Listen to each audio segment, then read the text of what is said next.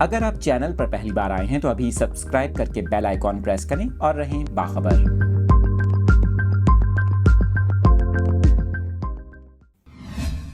اس اہم خبر کی تفصیلات آپ کے ساتھ شیئر کر رہے ہیں۔ وفاقی حکومت کی جانب سے عید الفطر کی تعطیلات کا اعلان کر دیا گیا۔ عید کی چھٹیوں کے حوالے سے کابینہ ڈویژن نے نوٹیفیکیشن بھی جاری کر دیا۔ وفاقی حکومت کے اعلان کے مطابق ہفتے میں 5 روز کام کرنے والے دفاتر میں عید کی تعطیلات 10 سے 12 اپریل اور 6 روز کام کرنے والے دفاتر میں 10 سے 13 اپریل تک چھٹیاں ہوں گی۔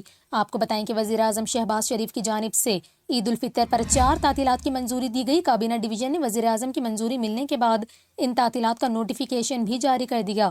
ادھر ماہرین فلکیات کا یہ کہنا ہے کہ پاکستان میں عید الفطر 10 اپریل کو ہونے کا امکان ہے۔ مرکزی رویت ہلال کمیٹی نے بھی عید کا چاند دیکھنے کے لیے منگل 9 اپریل کو اجلاس طلب کر لیا۔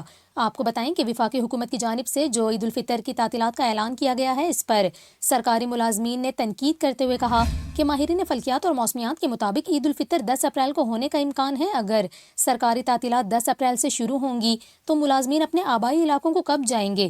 انہوں نے وزیر اعظم شہباز شریف سے اپیل کی ہے کہ تعطیلات کا آغاز 9 اپریل سے کیا جائے۔